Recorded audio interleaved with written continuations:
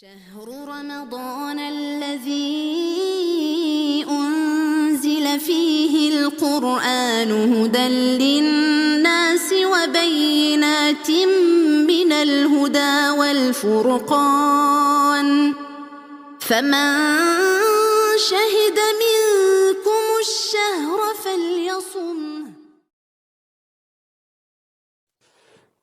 بسم الله الرحمن الرحيم الحمد لله رب العالمين الصلاة والسلام على رسول الله وعلى آله وأصحابه ومن والاه وبعد السلام عليكم ورحمة الله وبركاته إن شاء الله يزاري ورأساتين ماذا بعد رمضان كرمضان بحالا من اللي يميلي هنا المالتنو كذا بفيت جن بالله ويبدأ ترانتنا كتمرنا وسط التوصل لبيت المكر ترانتنا يتمرنا رمضان يقران ورنو يميل نبر عند سوية قرآن سيكرا بمن مركو قرآن مقرات علبت يميل سرعة نبر يورانا يمجمراو قرآن بمقرات بسات عند سوية وضو مادرق علبت ወደቂ ብላ መዞር አለበት አፉን ሲዋክ ማድረግ አለበት ማለት ነው በዚህ መልኩ መጀመሪያ ይሄንን አደብጠብቁ ማለት አለበት ሌላኛው ደግሞ ቁርአን በሚቀራበት ሰዓት ረጋ ብሎ በተጅዊድ ቀስ ብሎ ተረጋግቶ ማቅራት አለበት ሌላው ደግሞ ቁርአን በሚቀራበት ሰዓት በሚያምር ድምጹን አሳምሮ ቆንጆ በሆነ አቀራር ቆንጆ በሆነ ድምጽ ቁርአን መቅራት ያስፈልጋል ማለት ነው ምክንያቱም በሚያምር ድምጽ ቁርአን መቅራት ለቁርአን ውበት ስለሚሆን ማለት ነው እንደዚህ ደግሞ በሚያምር ድምጽ ቁርአን መቅራት ልብ ውስጥ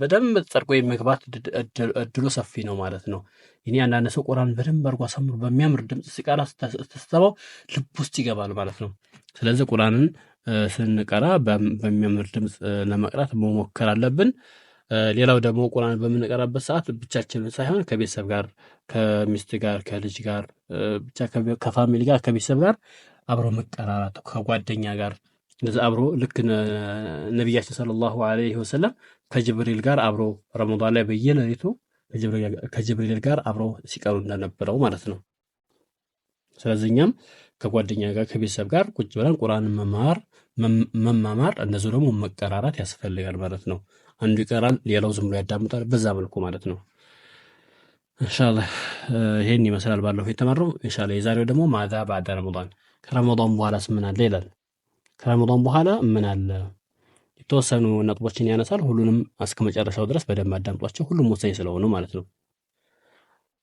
የመጀመሪያው ነጥብ ምንድነው የሚለው ረሐለ الضيف الكريم ታላቁ እንግዳ ሄደ ማለት ነው ጉዞውን ጠቅልሎ ሄደ ወንቀضت لياليه الجميلة ውብ የሆኑ ሌሊቶችም ሄዱ አለቁ እውነት ለማውራት የረመዳን ሌሊቶች በጣም ቆንጆ የሆኑ ሌሊቶች ነበሩ ሰኪና የተሞላበት እርጋታ የተሞላበት ሰው ሁሉ መስጂድ የሚልበት መስጂድ ሞልቶ ሰው ሁሉ መስጂድ ተረጋ ብሎ መስጂድ የሚቀመጡበት በጣም ደስ የሚሉ ሌሊቶች ነበሩ የረመዳን ሌሊቶች ግን አለቁ የሚያልቅ የለም አለፈ ነገር ግን ይላል ነገር ግን ጾም ግን ለየንተ አያልቅም ረመዳን ቢያልቅም የረመዳን ሌሊቶች ውብ የሆኑ ሌሊቶች ቢያልቁም ረመዳን ጾም ግን አያልቅም ረመዳን አለፈ እንጂ ጾም ግን አላለፈም አለ ማለት ነው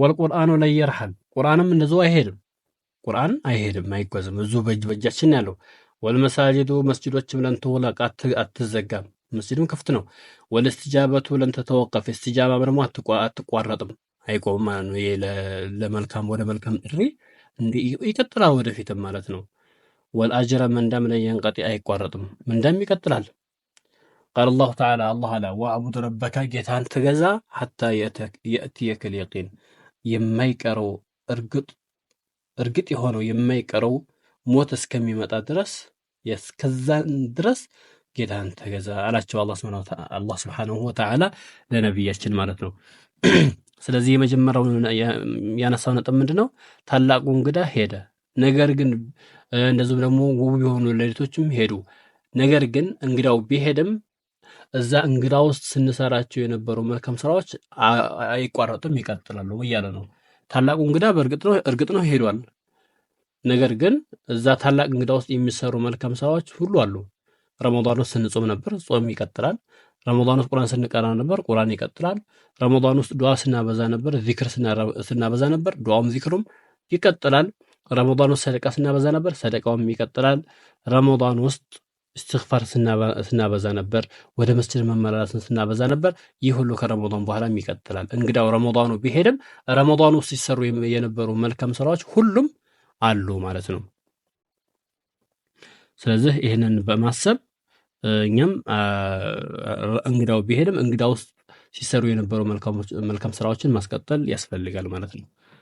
ሁለተኛው ነጥብ ምንድነው? ባዕደ ረመዳን ከረመዳን በኋላ ኩን ረባንይን ጌታን አምላክ ይሁን፣ አላህን ፈጣሪን አምላክ ይሁን።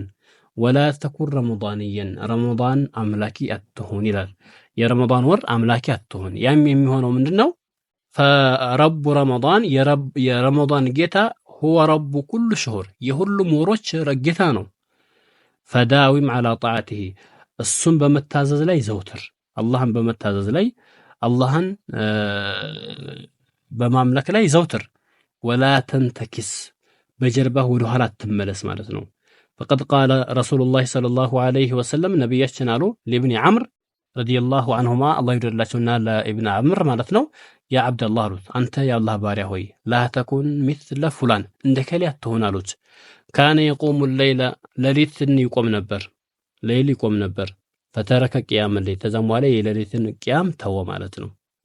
አንድ ሰሞን ማሻአላህ ነበር፣ ተዛ በኋላ ተወ። እንደዛ አትሁን ዘውትር እያሉት ነው። ወሱኢለ ረሱሉላህ ሰለላሁ ዐለይሂ ወሰለም ነቢያችን ተጠየቁ፣ አዩል አዕማሊ አሐቡ ኢለላህ ስራ ሁሉ ወደ አላህ በጣም በላጭና ተወዳጅ የሆነው ምንድነው ተብለው ተጠየቁ። እኔ አላህ በጣም የሚወደው ስራ ምንድነው? ቃለ አድወሙሃ ወይን ቀላል አድወሙሃ ቋሚነት ያላት ዘውታሪነት ያላት ናት። ወይን ቀላል ብታንስም እንኳ ትንሽዬ ብትሆንም እንኳ ቋሚነት ያላት ስራ ዘላቂነት ያላት ስራ ያቺ ስራ ናት አላህ ዘንድ ተወዳጅ ያላት ማለት ነው እንጂ አንድ ሰሞን መርቀና በንሻጣ በሚርቃና ሃይ ብለህ በጣም መርቀና ከዛ በኋላ ምን ተሳነፍ ሆነ ይሄ አላህ የሚወደው አይደለም። አላህ የሚወደው ቋሚነት ያለው ዘውታሪነት ያለው ብታንስም እንኳ ማለት ነው። ራዋል ቡኻሪ ዘግቦታል ማለት ነው። ሙተፈቁን አለይሂ ቡኻሪና ሙስሊም ዘግቦታል ማለት ነው። ስለዚህ ሁለተኛው ነጥብ ምንድነው? የረመዳን አምላኪ ሳይሆን የረመዳኑን ጌታን አምላኪ ይሁን ማለት ነው። ያኔ ረመዳን ውስጥ ብቻ አላህን እየተገዛ ረመዳን ሲወጣ የምታቆርጥ ከሆነ አንተ ጌታ ሳይሆን ረመዳንን ያመለከው ማለት ነው። ስለዚህ የረመዳኑ ጌታ ደግሞ ሁሌ ቋሚ ነው፣ ሁሌ ያለ ማለት ነው። ስለዚህ ረመዳን ሳይሆን የረመዳኑን ጌታ ሁሌ አምልከው ማለት ነው። ረመዳን ውስጥ ስትሰራ የነበረው መልካም ስራ ሙሉን እንኳን ባታስቀጥል የተወሰነውን እንኳን አስቀጥል ማለት ነው። የተወሰነውን አስቀጥል ማለት ነው። ከዛ ውስጥ በተለይ ሶላተል ጀማዓ በምንም ተአምር ሊቋረጥ የማይገባው ነገር ነው። ሶላተል ጀማዓ አደራ በያለችሁበት ቦታ በያለንበት ቦታ መስጂድ አዛን ስንሰማ ወደ መስጂድ ይሄን ጀማዓ መስገድ ግዴታ ስለሆነ ማለት ነው። ሌላው ነጥብ ደግሞ ዳዊም አላ ሲያሚ 3 አያም ሚን ኩል ሸህር በየወሩ 3 ቀናቶችን በመጾም ዘውትር ይላል። ዘውትር አን አቢ ሁረይራ ረዲየላሁ ዐንሁ ከአቢ ሁረይራ በተዘገበው ሐዲስ ቃለ አቡ ሁረይራ አለ አውሳኒ ኸሊሊ ሰለላሁ ዐለይሂ ወሰለም ወዳጄ ነብያችንን ብሎ ነው ወዳጄ አደራሉኝ አለ። አውሳኒ አደራሉኝ ቢተላፊን በሶስት ነገር አደራሉኝ አለ። እነሱም ሲያሚ 3 አያም ሚን ኩል ሸህር በየወሩ 3 ቀን እንድንጾም በየወሩ ከየወሩ 3 ቀንን ያኒ 13ን 14ን 15ን እንድጾም አደራሉኝ አለ። ወረካዓተ የዱሃን 2 ረካ የረፋድ ላይ ፀሐይ ከወጣ በኋላ 2 ሰዓት 3 ሰዓት 4 ሰዓት ረፋድ ላይ የሚሰገዱ 2 ረካ ዱሃዎች አሉ። 4 ረካ ይቻላል። እነሱን አደራሉኝ። ወአን ውትረ ቀብለ አን አናም ከመተኛቴ በፊት እነዚህ ዊትርን እንድሰግድ አደራ ብሎኛል አለ። ስለዚህ በየወሩ 3 ቀን መጾም እንደዚሁ ደግሞ የዱሃን የረፋድን 2 ረካ መስገድ እንደዚሁ ደግሞ ከመተኛት በፊት ያው ዊትር መስገድ ማለት ነው። ሌሊት አልነሳም ብሎ ለሚፈራ ሰው ሌሊት ላይ መጨረሻ ሌሊት ላይ እነሳለሁ ላለ ሰው በላጩ ሌሊት ላይ መስገዱ ነው ማለት ነው። طيب ስለዚህ ይሄን የአሁንኛው ነጥብ ይሄን ይመስላል። ይሄንኛው ነጥብ ምንድነው? በየወሩ 3 ቀን መጾም ለምን መሰላችሁ? አጅሩ ትልቅ ስለሆነ ማለት ነው። በየወሩ ለምሳሌ 13ን እና 14ን 15ን አያመል ቢድ ይባላሉ። በሌላ አባባል አያመል ቢድ የነጩ ቀናቶች ማለት ነው። የኔ ጨረቃ የምትሞላበት ሙሉ የምትሆንበት ቀናቶች ስለሆኑ ማለት ነው። 13 እና 14 እና 15 ጨረቃ ሙሉ ትሆናለች ማለት ነው። ለዛ ነው አያሙል ቢድ የተባለችው። ስለዚህ ያንን ቀን መጾም ወሩን ሙሉ እንደመጾም ነው የሚቆጠረው። አንድ መልካም ስራ በ10 ነው የሚባዛው አይደለ? አንድ ስራ በ10 የሚባዛ ከሆነ ሶስቱ በ10 ሲባዛ ስንለው 30 ነው የሚሆነው። በየወሩ 3 ቀን ስንጾም 13 እና 14 እና 15 ስንጾም 3 ቀን ስንጾም በሶስቱ 10 አጅር ስናገኝ 30 አጅር አገኘን። አንድ ወር ሙሉ እንደ ጾም ይቆጠራል ማለት ነው። በየወሩ አያሙል ቢድን የምንጾም ከሆነ አመቱን ሙሉ እንደ ጾም ነው የሚቆጠረው ማለት ነው። ምክንያቱም ምንዳ በ10 ነው የሚባዛው አላህ ሱብሓነሁ ወተዓላ ቃል በገባው መሰረት ማለት ነው። ሌላው ደግሞ ምን ይላል? ላተንሳ አትርሳ ይላል። አንቱጅቢረ ማ ወቀዐ ለከ ሚን ነቅሲ ወተቅሲ ፊ ረመዳን ውስጥ በችለተኝነት በመዘናጋት የኔ ጊዜህን ያለ አግባብ በማሳለፍ ያበላሻው ነገር አለ። ያንን ነገር መጠገን ይኖርብሃል ይላል። በምንድነው የምጠግነው? ቢሲያም የሲት ምን ሸዋል ከሸዋል 6 ቀናቶችን በመጾም ከሸዋል 6 ቀናቶችን በመጾም ረመዳን ውስጥ ያለፈውን ነገር መጠገን ያስፈልጋል ማለት ነው። ረመዳን ላይ ማላይኒ በማብዛት በህሜት ባሉባልታ ነገር እዚህ ገባ በማይባል ነገር ጊዜህን ያባከንከው በሽልተኝነት በግዴለሽነት ያሳለፍከው ብዙ ያበላሸው ነገር ይኖራል ረመዳን ላይ። ያንን ነገር በምንድነው የምንትገሳው? 6 ቀናቶችን ከሸዋል በመጾም ነው ማለት ነው። አስከታትሎ በትጾም በላጭ ነው። አስከታትሎ በትጾም ብቻ በወሩ እስካለ ድረስ 6ቱን ቀን መጾሙ አስፈላጊ ነው ማለት ነው። ላይቱ መጾም ይቻላል፣ በአንድ መጾም ይቻላል። ግን በአንድ ቢጾም ለሱም መገላገል ነው፣ ጥሩም ነው ማለት ነው። قال صلى الله عليه فعن ابي ايوب رضي الله عنه كابي ايوب الانصاري እንደተዘገበው ان رسول الله صلى الله عليه وسلم يالله መልእክተኛ قال አሉ من صام رمضان የጾመ ሰው ثم اتبعه 6 من شوال ተዛም ከሸዋል 6 ቀንን ያስከተለው ካና ከሲያም ይደር አመቱን ሙሉ እንደጾም የሚቆጠረው አመቱን ሙሉ ያኔ ረመዳን እንዳሰሮር 6 ቀናቶች ደግሞ እንደ 2 ወር ተዛ አመቱን ሙሉ ማለት ነው። 12 ወር አመቱን ሙሉ እንደ ጾም ነው የሚቆጠረው። ምክንያቱም አልአሽሩ ቢአምስ አልሐሰነቱ ቢአሽያ አምሳሊሃ አንዲት መልካም ስራ በ10 ስለምትባዛ ማለት ነው። ስለዚህ ከረመዳን ላይ በችለተኝነት ያበላሸውን ነገር ከረመዳን በኋላ ሸዋል እንደገባ 6 ቀናቶችን በመጾም ያንን መጠገን ያስፈልጋል ማለት ነው። طيب ሌላውና ትልቁ ነገር ምንድነው? እዚህ ጋር እንደሚጠቅሰው ኢለሚል ወቅ ይላል እና ዓላመተ ቀቡል ጾም ረመዳን የረመዳን ጾም ተቀባይነት ለመኖሩ ምልክቱ ይላል أن تكون حال العبد بعد رمضان أحسن مما كان عليه قبله ረመዳን ውስጥ ከነበረው ወይም ከረመዳን በፊት ከነበረው ሁኔታ ረመዳን ከወጣ በኋላ የተሻለ ሁኔታ ላይ መገኘት ነው። ይሄ የረመዳን ጾም ተቀባይነት ለማግኘቱ ምልክት ነው ይላሉ። የኔ አንድ ሰውዬ ከረመዳን ከመግባቱ በፊት የሆነ ባህሪ ያለው ረመዳን ከገባ በኋላ የተወሰነ ባህሪ ይለወጣል። አሁን ይሄ ረመዳን ከወጣ ካለፈ በኋላ ከረመዳን በፊት ከነበረው አህዋል የተሻለ ሁኔታ ላይ ከተገኘ በመልካም ነገር ማለት ነው፣ በኸይር ስራ ላይ ያኔ ረመዳኑ ተቀባይነት አግኝቷል ማለት ነው። ነገር ግን ወደ ኋላ እንደገና ቁርቁረት የሚመለስ ከሆነ ረመዳኑ ተቀባይነት አላገኘም ማለት ነው። قال الإمام ابن رجب رحمه الله ታላቁ ዓሊም ኢብኑ ረጀብ ምን አለ? ዓላመቱ ቀቡል ጣዓ የአንድ መልካም ስራ ተቀባይነት ለማግኘት ምልክቱ ይላል አንቱ ሲለ ቢጣዓቲን ባዕድሃ ከሷ በኋላ በሌላ መልካም ስራ ማስከተል ነው ይላል። የሆነ መልካም ስራ ሰርተ የዛ መልካም ስራ ተቀባይነት ለማግኘት ምልክቱ ከዛ በኋላ ቀጥሎ ሌላ መልካም ስራ መስራት ነው ይላል በዘውታሪነት። ወዓላመቱ ረዲሃ ተቀባይነት አለማግኘቷ ምልክት ደግሞ አንቱ ሲለ ቢማሲያ በኃጢአት ነገር መቀጠል ነው። መልካም ነገር ትሰራና ከዛ በኋላ በኃጢአት ታስከትለዋለህ ማለት ነው። ያ ምንድነው? ያ ከዚህ በፊት የሰራው መልካም ስራ ተቀባይነት አላገኘም ማለት ነው። ያቱም ተቀባይነት ቢያገኝ ኖሮ ያ መልካም ስራ ካሁን ከምትሰራው መጥፎ ነገር ይከለከለ ነበር። ማህሰን الحسنه ከመልካም ስራ ምንኛ ያማረ ሆነ بعد الحسنه ከመልካም ስራ በኋላ ማለት ነው።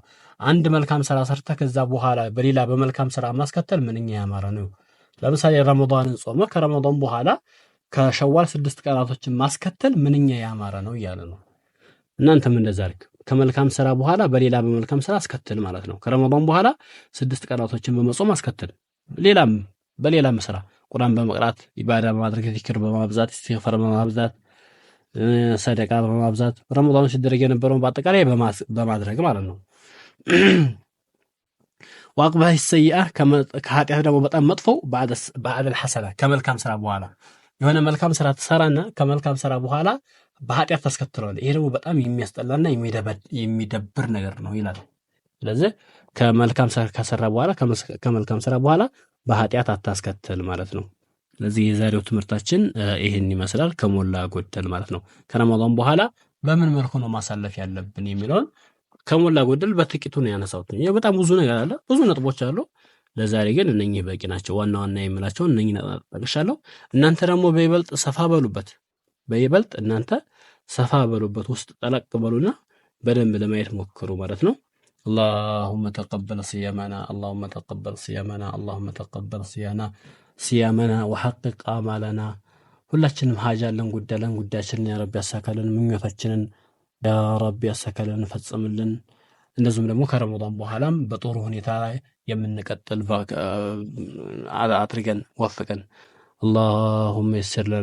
اللهم يسر لنا ولا تعسر علينا يا حي يا قيوم. اللهم حبب إلينا الإيمان وزينه في قلوبنا وكره إلينا الكفر والفسوق والعصيان واجعلنا من الراشدين. اللهم أحينا مسلمين وتوفنا مؤمنين وألحقنا بالصالحين غير خزايا ولا مفتونين.